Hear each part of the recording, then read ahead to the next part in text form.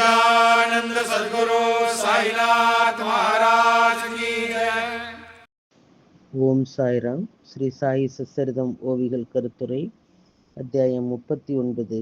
கீதையிலிருந்து குறிப்பிட்ட ஸ்லோகத்தின் விளக்கம் மற்றும் சமாதி கோவில் கட்டுமானம். ஸ்ரீ கணேசனை வணங்குகின்றேன். அறிவை அளிப்பவளான அன்னை ஸ்ரீ சரஸ்வதி தேவியை வணங்குகின்றேன். ஸ்ரீ குருதேவரை வணங்குகின்றேன். ஸ்ரீ குலதேவதையை வணங்குகின்றேன். சீதா ராமச்சந்திரனை வணங்குகின்றேன். சத்குரு சாய்நாத் மகாராஜை வணங்குகின்றேன். இந்த மோக மாயையிலிருந்து விடுபடவும் முன்னரே தீர்மானிக்கப்பட்ட துன்பத்தினுடைய தீவிரத்தை குறைக்கவும் ஒருவர் விரும்பினால் கடவுள் மீதான பக்தி மட்டுமே ஒரே வழி. இதற்கு வேறு வழிகளை தேடுவது பயனற்றது. பக்தியால் மட்டுமே ஆன்மாவை பற்றுதலிலிருந்து விடுவிக்க முடியும். இந்த பிரபஞ்சத்தை படைத்த பிரம்மா கூட மாயாவிற்கு உட்பட்டவர். அவரிடமிருந்து விடுதலை என்பது கடவுள் மீதான பக்தியின் மூலம் மட்டுமே அடைய முடியும். மாயையிலிருந்து விடுதலை என்பது பிரம்மலோகத்தை அடைவதாகும். ஆனால் பிரம்மலோகத்தை அடைவது ஆன்மாவினுடைய நித்திய தங்குமிடமல்ல. பிரம்மலோகத்தை அடைவதன் மூலம் மட்டுமே ஆன்மாவினுடைய பயணம் முழுமையடையாது. அங்கேயும் கூட கடவுளை தொடர்ந்து வழிபடுவதன் மூலம் மட்டுமே விடுதலை அடையப்படுகிறது.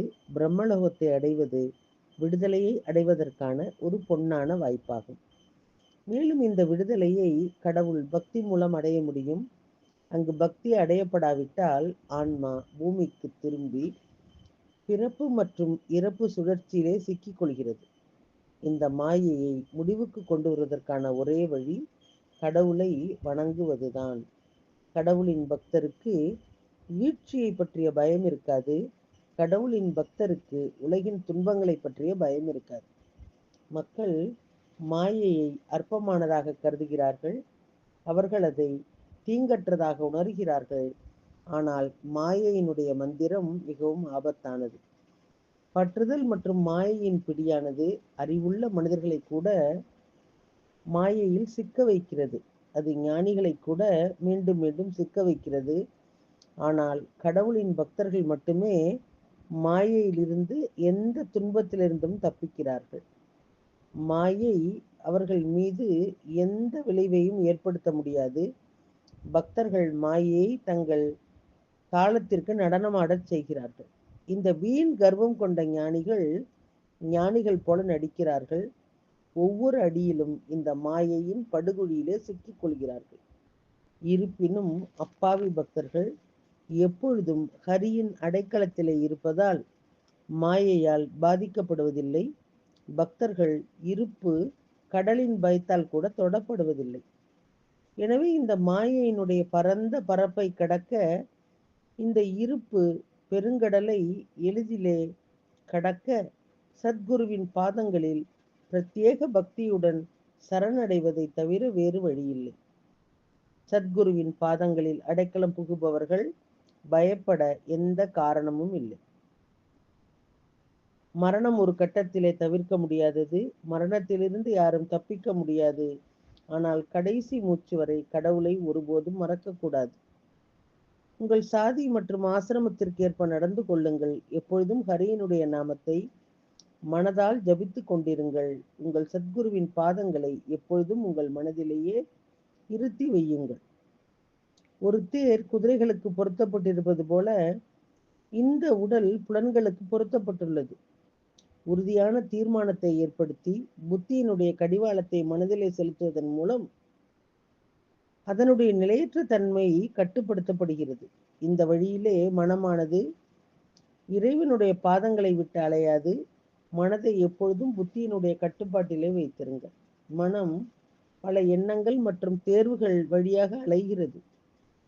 அது எங்கு வேண்டுமானாலும் அதன் சொந்த விருப்பப்படி அலைகின்றது. புத்தியால் மட்டுமே மனதை கட்டுப்படுத்த முடியும். புத்தியே மனதை கட்டுப்படுத்தி கட்டுப்பாட்டிலே வைத்திருக்கிறது. இந்த உடல் எனும் தேரை புத்தியிடம் ஒப்படைப்பது ஞானிகளுக்கு நன்மை பயக்கும். புத்தியின் சக்தியால் உடல் மன அமைதியுடன் வீழ்ச்சியின் பயத்திலிருந்து விடுவித்து நடந்து கொள்ள முடியும். உடல் மற்றும் மனதின் செயல்பாடுகள் உட்பட புலன்களின் அனைத்து கடமைகளும் புத்தியின் மூலமாகவே செய்யப்பட வேண்டும். எனவே உங்கள் மனதை புத்தியினுடைய நெறிமுறை கொள்கைகளால் கட்டுப்படுத்தினால் உங்கள் நடத்தை மற்றும் செயல்கள் அனைத்தும் ஆன்மாவிற்கு நன்மை பயக்கும். அந்த ஆன்மா ஒருபோதும் எந்த கெட்ட அல்லது கெட்ட செயல்களையும் செய்யாது. புலன்கள் இந்த இன்பங்களை தொடர்ந்து தேடுவதிலே ஈடுபட்டுள்ளன. இதன் விளைவாக புலன்களின் சக்தி இந்த புலன் இன்பங்களை அனுபவிப்பதிலே செலவிடப்படுகிறது. புலன் இன்பங்கள் மூலம் ஆன்மா உலகத் துன்பத்தை வரவேற்கிறது மற்றும் வீழ்ச்சியின் பயத்தை ஏற்றுக்கொள்கிறது. ஐம்புலன்களின் போராட்டமும் பற்றுதலும் இறுதியிலே ஆன்மாவை சீரழிவுக்கு இட்டுச் சென்று துன்பத்தை ஏற்படுத்துகிறது. அதிகப்படியான புலன் இன்ப ஆசை ஆன்மாவை துன்பத்தின் படுகொலியிலே தள்ளுகிறது. இறுதியிலே புலன் இன்பங்களை தேடுவதிலே மகத்தான சக்தி செலவிடப்படுகிறது. மேலும் கர்மாவின் விளைவுகளின் வடிவத்திலே ஆன்மாவின் முன் துன்பத்தின் மலைகள் எழுகின்றன. எனவே புலன் இன்பங்களுக்கான ஆசை ஆன்மாவிற்கு தீங்கு விளைவித்து அதை அறியாமையினுடைய அறையிலே பூட்டி வைக்கிறது. மானை வேட்டையாட வேட்டைக்காரன் மான் போல கத்துகிறான். பெண்மானை ஈர்க்க அவன் ஆண்மானின் ஒளியை போன்ற ஒளியை எழுப்புகின்றான். அந்த ஒளியை பயன்படுத்தி வேட்டைக்காரன் தொலைந்து போன பெண்மானை வேட்டையாடுகின்றான். யானை தொடுதலின் இன்பத்தால் தூண்டப்படும் போது யானை பாகன் ஒரு தாளின் உதவியுடன் அதை கட்டுக்குள் கொண்டு வருகின்றான். விளக்கின் சுடரின் கவர்ச்சியான தங்க மஞ்சள் நிறத்தால் மயங்கி அந்திப்பூச்சி அந்த சுடரை தழுவி தன்னைத்தானே எரித்து கொண்டு இறந்து விடுகின்றது.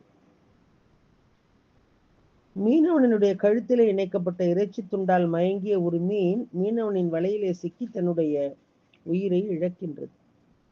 தாமரையிலிருந்து வெளிப்படும் நறுமணத்தால் கவரப்பட்டு வண்டு அதன் அமைதியை இழந்து உள்ளேயே சிக்கிக் கொள்கிறது. அந்தி வேளையிலே தாமரை அதன் இதழ்களை மூடி வண்டு அதன் உள்ளேயே சிக்க வைக்கிறது. இதனால் அது தனது உயிரை இழக்கின்றது. ஒரு ஒற்றை புலன் இன்பம் ஒரு உயிரினத்திற்கு இவ்வளவு தீங்கு விளைவிக்கும் போது 5 புலன்களையும் அனுபவிக்கும் விருப்பத்தின் மோசமான விளைவுகளை கருத்தில் கொள்வது தனிநபருக்கு நன்மை பயக்கும். இதுவே அனைத்து உயிரினங்களின் நிலை. அசையும் அல்லது அசையாத நீர்வாழ், வான்வெளி அல்லது நிலவாழ் உயிரினங்கள் என அனைத்து உயிரினங்களும் இந்த சோகமான நிலையை பகிர்ந்து கொள்கின்றன. அறிந்த மற்றும் ஞானமுள்ள மனிதர்கள் கூட இந்த புலன் இன்பங்களின் படுகொலியிலே மூழ்கியுள்ளனர். இதைவிட பெரிய அறியாமை என்ன என்று அழைக்க முடியும்? அறியாமை என்பது விளைவுகள் தெரிந்த பின்னரும் புலன் இன்பங்களுக்கான ஆசையிலே ஈடுபடுவது. இந்த அறியாமையை அழிப்பதன் மூலம் புலன் இன்பங்களில் இருந்து விலகி தன்னுடைய சொந்த உருவத்திலே மூழ்கி பேரின்ப நிலையை அடைவதன் மூலம் ஒருவர் உயர்ந்த மகிழ்ச்சியின் பலனை, அதாவது விடுதலையை பெறுகின்றார். சாயி சச்சரித்திரத்தை தொடர்ந்து கேளுங்கள். எப்பொழுதும் கடவுளையும் சத்குருவையும் உங்கள் மனதிலே தியானியுங்கள். உங்கள் அமைதியற்ற மனதை கட்டுப்படுத்தி சத்குரு தியானத்திலே கவனம் செலுத்துங்கள். எப்பொழுதும் சத்குருவின் நாமத்தை உச்சரியுங்கள். சத்குருவினுடைய கிராமத்திற்கு செல்ல உங்கள் கால்களை பயன்படுத்துங்கள். உங்கள் மூக்கு வழியாக இறைவனின் பிரசாதத்தின் நறுமணத்தை உள்ளிழுக்கவும், உங்கள் சத்குருவின் பாதங்களிலே உங்கள் கைகளை வைத்து அவரது பாதங்களை பாருங்கள். உங்கள் கண்கள் நிறைந்த சத்குருவின் தரிசித்து திருப்தி அடையுங்கள். இந்த வழியிலே உங்கள் உடல், மனம், புத்தி, அகங்காரம் மற்றும் புலன்களை கடவுளின் சேவைக்காக அர்ப்பணிக்கவும், அன்புடன் கடவுளினுடைய பணிக்கு தங்களை அர்ப்பணித்த பிறகு பக்தர்களின் பரவச நிலை பக்தி. கடவுளை வழிபட வேறு என்ன வழிவகுக்க முடியும்? இது கடவுள் மீதான பக்தி. சுருக்கமாக சொன்னால், அறியாமை முற்றிலுமாக அழிக்கப்பட்டு அதன் திரை நீக்கப்பட்ட பிறகு எஞ்சி இருப்பது நித்தியமான பரிபூர்ணமான அறிவு. இதுவே கிருஷ்ணரால் அர்ஜுனனுக்கு பேசப்பட்ட இந்த வசனத்தின் பொருள். ஸ்ரீ நானா சாஹிப் சார்ந்தோர்கர் இயல்பாகவே பணிவானவர், பண்பானவர். பாபாவிடமிருந்து இந்த அழகான விளக்கத்தை கேட்டதும் நானா மிகுந்த மகிழ்ச்சி அடைந்தார். மிகுந்த மகிழ்ச்சி அடைந்த அவர் கைகளை கூப்பி பாபாவை வணங்கினார். பின்னர் நானா பக்திமிக்க இதயத்துடன் பாபாவிடம், ஹே சத்குரு சாய்நாத், தயவு செய்து என்னுடைய அறியாமையை முற்றிலுமாக ஒழித்து விடுங்கள். நான் என்னை அறிவாளி என்று கருதும் என் சுய நீதியான பெருமையை கடுமையான ஒழுக்கத்துடன் தண்டியுங்கள். அப்பொழுது இந்த வீண் பெருமை மீண்டும் ஒருபோதும் தலை தூக்காது என்று பிரார்த்தனை செய்தார். ஏ கருணையுள்ள சாய்நாத், என்னுடைய எண்ணங்கள் எவ்வளவு அற்பமானவை என்று பாருங்கள். என்னுடைய மனம் நல்லொழுக்கம் உள்ளவன் என்ற மாயை மட்டுமே உருவாக்குகிறது. எண்ணங்களும் தேர்வுகளும் மட்டுமே என்னுடைய மனதிலே ஓடுகின்றன. என்னுடைய அகந்தை மிகவும் கடுமையானது. சிறிய அவமானமும் கூட பழிவாங்கும் உணர்வை தூண்டுகின்றது. கௌரவம், புகழ் மற்றும் அந்தஸ்து மீது ஆழ்ந்த ஆசை கொண்டிருத்தல், மேலோட்டமாக தியானத்திலே மூழ்கியிருப்பது போல நடிப்பது, எல்லா வகையான தீமைகளும் நிறைந்த மனதை கொண்டிருப்பது, இவை அனைத்தும் அறியாமை. வேறு என்ன அறியாமை இருக்க முடியும்? வெளியுலகிலே நான் பிரம்மாவுக்காக அர்ப்பணிப்புடன் இருப்பது போல நடித்து சுற்றித் திரிகின்றேன். ஆனால் உள்ளுக்குள் என்னுடைய மனசாட்சியிலே எல்லா வகையான தீய மற்றும் தடை செய்யப்பட்ட செயல்களையும் தொடர்ந்து செய்கின்றேன். பாபா, நான் உண்மையிலேயே ஒழுக்கக்கேடானவன், ஊழல் நிறைந்த எண்ணங்களை கொண்டவன். இந்த அறியாமையை விட வேறு என்ன இருக்க முடியும்? ஹே மிகவும் கருணையுள்ள சாய்நாத், உங்கள் அருளின் நீரால் என்னுடைய உள்ளத்தை தூய்மைப்படுத்துங்கள். இந்த அசுத்தங்களை எனக்குள் பொங்கி எழும் அறியாமையின் நெருப்பை அணைத்து என்னை தூய்மைப்படுத்தி விழித்திருக்க செய்யுங்கள். அப்போதுதான் என்னுடைய வாழ்க்கை நிறைவடையும், நான் அதிர்ஷ்டசாலி ஆகின்றேன். ஹே சாயி பிரபு, அறிவு மூட்டையின் சுமையை நான் விரும்பவில்லை.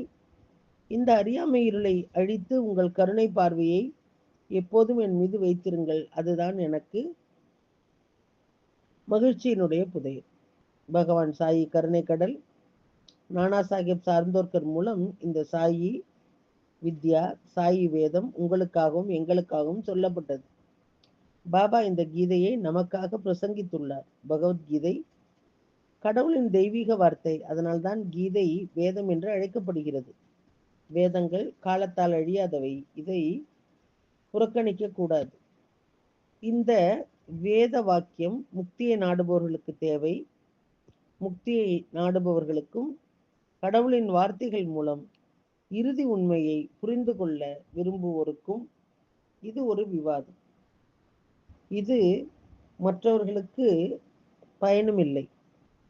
உலக ஆசைகள் மற்றும் தீமைகளில் பற்றுள்ளவர்களுக்கு அல்லது உண்மையிலேயே முக்தி வாழ்க்கை வாழ்பவர்களுக்கு இது எந்த பயனும் இல்லை. உலக இன்பங்களின் பிடியிலிருந்து விடுபட முயற்சிப்பவர்களையும், முக்திக்காக இயங்குபவர்களையும், முக்தியை தேடுபவர்களையும் மீட்பதே இந்த வேத சாத்திரத்தின் நோக்கம். அத்தகைய பக்தர்களின் ரட்சிப்புக்காக மகான்கள் இறக்கப்படும் போது தங்கள் பக்தர்களின் ஆன்மீக முன்னேற்றத்தை ஏற்படுத்த வேண்டும் என்ற ஆசை அவர்களுக்குள் எழும்போது மகான்கள் தாங்களாகவே ஏதேனும் ஒரு வழிமுறை அல்லது ஊடகம் மூலம் பக்தர்களுக்கு அனுபவத்தை தரும் ஒரு தெய்வீக நாடகத்தை விவரிக்கிறார்கள். கடவுளும் சத்குருவும் எப்போதும் தங்கள் பக்தர்களின் கட்டுப்பாட்டிலேயே இருக்கிறார்கள். துறவிகளின் குழு எப்பொழுதும் தங்கள் பிரச்சனைகளை குறைத்து அவர்களின் நல்வாழ்வை உறுதி செய்வதிலே அக்கறை கொண்டுள்ளது. துறவிகள் தங்கள் பக்தர்களின் துன்பங்களை தாங்களே ஏற்றுக்கொள்கிறார்கள். மேலும் அவர்களின் செயல்களின் விளைவுகளையும் தாங்குகிறார்கள். நான் இப்போது பகவான் சாய்நாதரை பற்றிய ஒரு சிறுகதையை வழங்குகின்றேன். அவர் தன்னுடைய பக்தர்களை ஏதாவது செய்ய தூண்டுகின்றார். அவர்களை சுறுசுறுப்பாக ஆக்குகின்றார். அதே நேரத்திலே தன்னைத்தானே ஒதுக்கி வைத்திருக்கின்றார். பணி சிறியதாக இருந்தாலும் சரி, பெரியதாக இருந்தாலும் சரி, அதை செயல்படுத்தியதன் பின்னணியில் உள்ள நோக்கம் யாருக்கும் தெரியாது. எங்கும் எந்த விவாதமும் இல்லாத போதிலும் வேலை மெதுவாக தொடர்ந்து முடிவிலே அது முடிவை நோக்கி நகர்ந்தது. அத்தியாயம் 39. கீதையிலிருந்து குறிப்பிட்ட ஸ்லோகத்தின் விளக்கம் மற்றும் சமாதி கோவில் கட்டுமானம், ஓவிகள் மற்றும் கருத்துரை அடுத்த தொடரிலே கேட்கலாம். சாயியை பணிவோம். சாந்தி நிலவட்டும். ஓம் சாய்ராம். श्री सच्चिदानंद सद्गुरु साईनाथ महाराज की जय।